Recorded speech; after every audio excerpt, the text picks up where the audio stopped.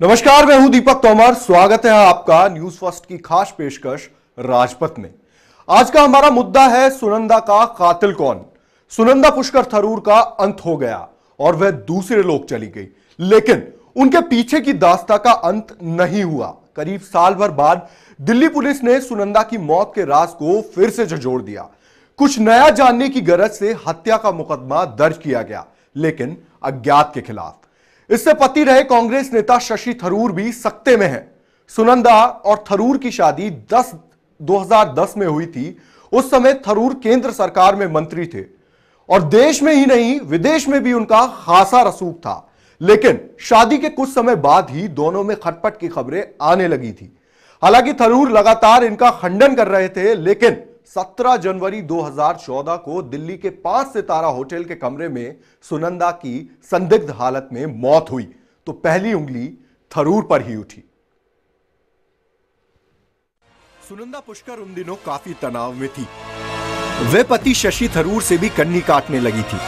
17 जनवरी 2014 को अपने घर से दूर 5 सितारा होटल में जाकर सुनंदा पुष्कर का ठहरना भी रहस्यमय था। वे वहां क्यों पहुंची, कब पहुंची और क्या उनके साथ कोई था, ये तमाम राज उनकी मौत के साथ ही दफन हो गए।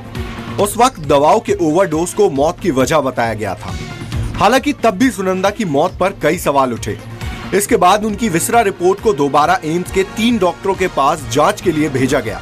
इस जांच में सुनंदा के शरीर में जहर के अंश मिले थे, जिसकी रिपोर्ट डॉक्टरों ने उसी समय पुलिस को सौंप दी थी।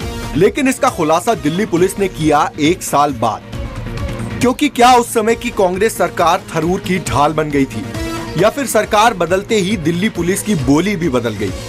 जबकि सुनंदा के साथ आखिरी समय तक रहे उनके नौकर नारायण सिंह ने भी एसडीएम को दिए बयान में कई चौंकाने वाले खुलासे किए थे। नारायण सिंह ने कहा था कि घटना के 1 साल पहले से सुनंदा और शशि थरूर के बीच अक्सर लड़ाई होती रहती थी और दोनों में 1 साल से अनबन चल रही थी। चलो देर से ही सही, दिल्ली पुलिस ने माना कि सुनंदा की मौत खुदकुशी नहीं बल्कि हत्या थी। एम्स से मिली उनकी अंतिम मेडिकल रिपोर्ट के मुताबिक सुनंदा की मौत अप्राकृतिक बताई गई। Delhi police commissioner BS Bassi ने मामले के खुलासे के बाद गृह मंत्री राजनाथ सिंह से मुलाकात की और इस हाई प्रोफाइल मर्डर मामले की जांच के लिए एसआईटी का गठन करा दिया। As far as questioning is concerned, whatever is necessary has been done. Whatever will be necessary will be done, and at the right time we will be sharing information with you also. If necessary, team definitely will go to wherever it is required to go. SIT इन मामलों में थरूर और बाकी गवाहों से भी दोबारा पूछताछ कर सकती है। संदिग्ध परिस्थितियों में हुई मौत के दौरान सुनंदा के कमरे में शराब भी पाई गई थी। तनाव व दर्द से निजात पाने वाली दवाएं भी। पोस्टमार्टम की शुरुआती रिपोर्ट में खाली पेट इन दवाओं के ओवरडोज को मौत का कारण माना गया था, लेकिन सुनंदा के जिस्म पर मिली दर्जन भर से ज्यादा चोट और घाव के निशान किसी और ही कहानी की ओर इशारा कर रहे थे। सुनंदा अपने पीछे 100 करोड़ रुपए से ज्यादा की संपत्ति छोड़ गई है, जो उनकी खुद की कमाई है या फिर हासिल की हुई थी। पुलिस कमिश्नर बस्सी पहले ही कह चुके हैं कि पोस्टमार्टम करने वाले एम्स के डॉक्टरों की टीम ने 29 नवंबर को जो पोस्टमार्टम रिपोर्ट दी थी, उसमें सुनंदा की मौत को अप्राकृतिक दिखाया गया था। यानी उसने सुसाइड नहीं किया था, बल्कि यह हत्या का मामला था और हत्या की वजह शरीर में जहर का पाए जाना है। दिल्ली पुलिस कमिश्नर की माने तो मुमकिन है कि सुनंदा को जहर का इंजेक्शन दिया गया हो। देखिए, ऐसा है कि जो पहले हमारे को मेडिकल बोर्ड की रिपोर्ट्स मिली थी, उसमें कुछ पहले तो जो एक इंटरम रिपोर्ट थी, उसके बाद में कुछ क्लैरिफिकेशंस मांगे गए, वो क्लैरिफिकेशन दिए गए थे। इस प्रकार से क्लैरिफिकेशंस का आदान प्रदान हुआ और उसके बाद में एक ओपिनियन दी है डॉक्टर्स ने, जिसके बेसिस पे कार्रवाई जो है वारंटेड थी, उस कार्रवाई को किया गया है। अब इसमें जो है जो आगे मुनासिब काम है वो किया जाएगा और आपको इसके बारे में हम समय समय पर जानकारी देते रहेंगे। हालांकि घटना के बाद सुनंदा पुष्कर के शव का एम्स में पोस्टमार्टम हुआ था और पोस्टमार्टम रिपोर्ट में खाली पेट कई दवाओं के रिएक्शन से सुनंदा की मौत की आशंका जताई गई थी। तब सुनंदा के पुत्र शिव मेनन ने भी कई दवाओं के गलत मिश्रण के संयोजक को मौत की वजह बताया था, लेकिन एक चैनल ने दावा किया था कि पोलोनियम 210 दिए जाने के कारण सुनंदा की मौत हो गई है। मृत शरीर में इसका आसानी से पता नहीं लगाया जा सकता। जानकारों की माने तो पोलोनियम 210 को नमक के छोटे टुकड़े जितना भी ले लिया जाए तो ये जान लेने के लिए काफी है। इसे दुनिया के सबसे खतरनाक जहरों में गिना जाता है। ऐसे में पुलिस का कहना है कि कथित जहर के बारे में पता लगाने के लिए आधुनिक तकनीक की जरूरत है जो देश में मौजूद नहीं है। लिहाजा सुनंदा का विसरा जांच के लिए यूके या यूएस भेजा जा सकता है। यानी तो एक छोटा सा ब्रेक के बाद आपको बताएंगे कि कैसे बढ़ सकती हैं शशि थरूर की मुश्किलें।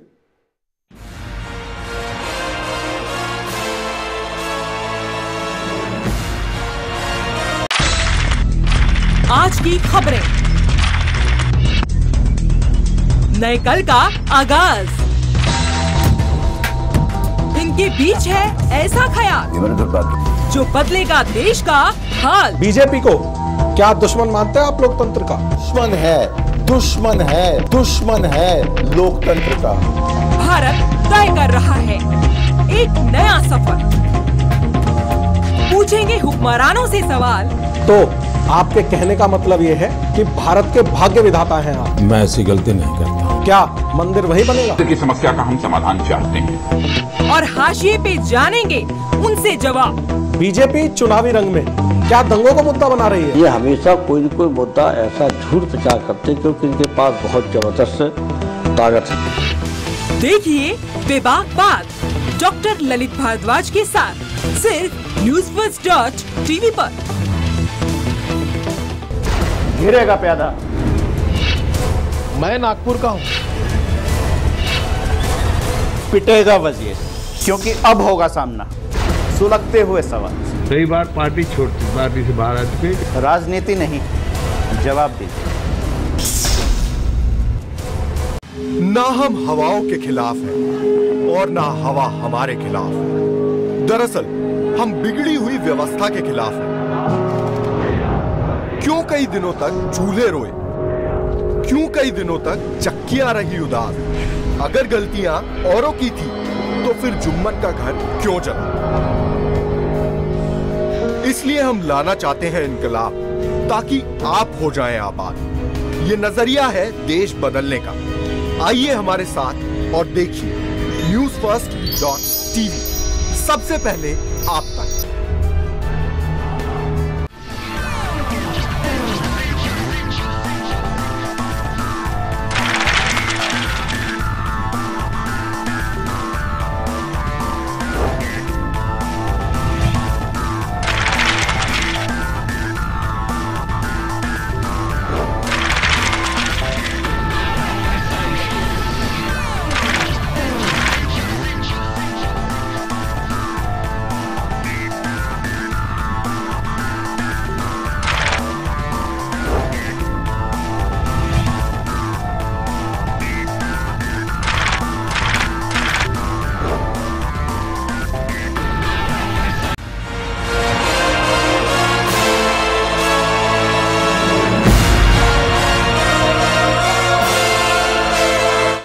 ब्रेक के बाद आपका स्वागत है। आप देख रहे हैं न्यूज फर्स्ट की खास पेशकश सुनंदा का कातिल कौन। दिल्ली पुलिस की ओर से सुनंदा की मौत को हत्या बताने के बाद उनके पति और कांग्रेस नेता शशि थरूर बुरी तरह घिरते चले जा रहे हैं।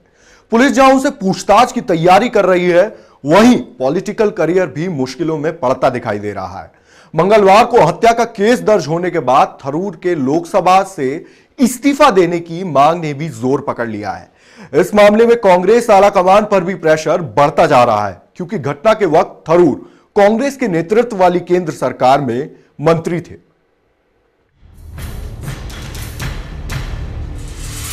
सुनंदा पुष्कर मौत मामले में नया मोड़ आने के बाद पूर्व केंद्रीय मंत्री और कांग्रेस नेता शशि थरूर की मुश्किलें बढ़ गई हैं।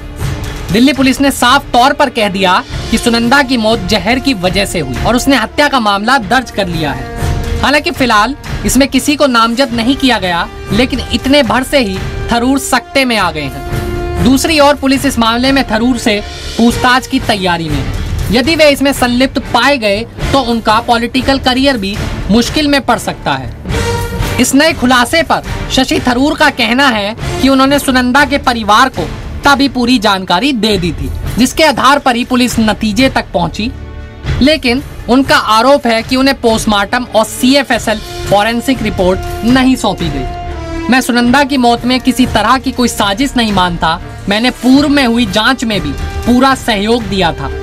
अब अगर किसी सामने से ना पाए सच को खोजने के लिए जांच की जाती है तब भी मैं पूरा सहयोग दूंगा।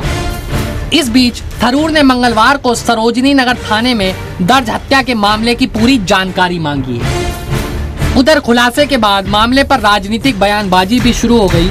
भाजपा नेता सुब्रह्मण्यम स्वामी ने कहा कि शशि थरूर एक झूठे इंसान हैं।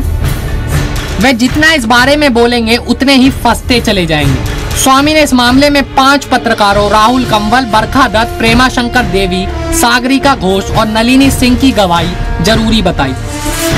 दूसरी ओर सुनंदा पुष्कर के भाई अशोक कुमार भी थरूर के खिलाफ बोले और कहा कि हम पहले ही कह रहे थे कि उसकी हत्या की गई है, बस इस बारे में खुलासा देरी से हुआ।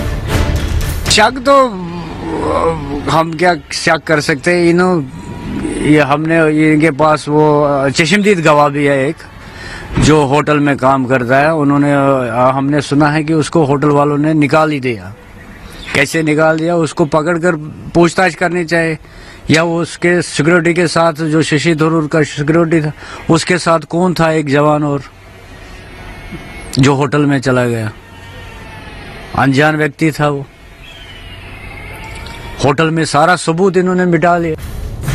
सुनंदा की करीबी रही वकील आभा सिंह ने कहा कि थरूर को तुरंत हिरासत में लेकर पूछताछ की जानी चाहिए। उनसे पूछताछ किए बगैर इस केस का सच सामने नहीं आएगा। वहीं सुनंदा की दोस्त और पत्रकार नलिनी सिंह ने एक चैनल से बातचीत में कहा कि मुझे हैरानी इस बात से है कि लीला जैसे 7 सितारा होटल की गैलरी में उस दिन सीसीटीवी काम क्यों नहीं कर रहे थे। यह केवल संयोग है या फिर कुछ और।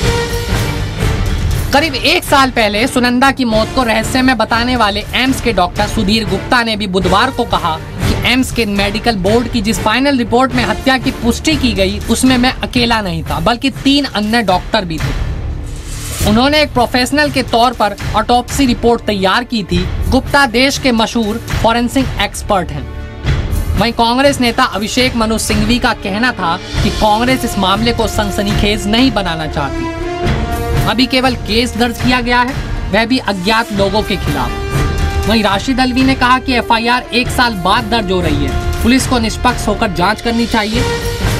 एक और कांग्रेसी नेता रेणुका चौधरी ने कहा कि किसी पर भी आरोप लगाना खतरनाक हो, पहले यह तय हो जाना चाहिए कि आखिर सुनंदा की हत्या किसने की। Bureau report, news first. Sunanda मामले में अचानक आए बदलाव से थरूर बहुत परेशान और नाराज हैं। उन्होंने अपने दोस्तों से पता करने को कहा कि इस केस में ताजा डेवलपमेंट क्या और कैसे हुआ। थरूर इस समय केरला में स्पॉन्डिलाइटिस का इलाज करा रहे हैं और शुक्रवार को उनके अस्पताल से डिस्चार्ज होने की उम्मीद है। इस बीच Kerala institute of medical science ने भी सुनंदा पुष्कर की मेडिकल रिपोर्ट दिल्ली पुलिस को सौंप दी है। सुनंदा 12 जनवरी से 14 जनवरी तक यहां पर भर्ती थी। इस रिपोर्ट में बताया गया है कि सुनंदा कई सालों से बीमार थी। उनकी जांच में एंटी न्यूक्लियर एंटीबॉडी पॉजिटिव पाया गया था, जिससे गंभीर बीमारी की पुष्टि होती है। अहम बात यह है कि उनके शरीर पर पाए गए चोटों के निशान इसकी दवाइयों की ओवरडोज से भी हो सकते हैं। डिस्चार्ज करते समय उनके पेपर पर लिखा गया था कि उनकी तबीयत स्थिर है। हालांकि तब तक कुछ जांच रिपोर्ट आनी बाकी थी। इस बीच थरूर ने खुलासा कर सबको चौंका दिया कि दिल्ली पुलिस का एक अफसर उन्हें और उनके घरेलू नौकर को फंसाने की कोशिश कर रहा है। उसने नौकर को शारीरिक रूप से उत्पीड़न कर दबाव डाला कि वो यह कबूल करे और कि उसने और थरूर ने मिलकर सुनंदा की हत्या की है। ज्ञान अब दिल्ली पुलिस के पाले में है और उसकी तफ्तीश पर थरूर का सियासी कैरियर टिका हुआ है। आज के इस खास प्रोग्राम में बस इतना ही। कल फिर मिलेंगे एक नई पहल, नए मुद्दे और नए विचार के साथ। तब तक के लिए मुझे दीजिए इजाजत और देखते रहिए न्यूज़ फर्स्ट। नमस्कार।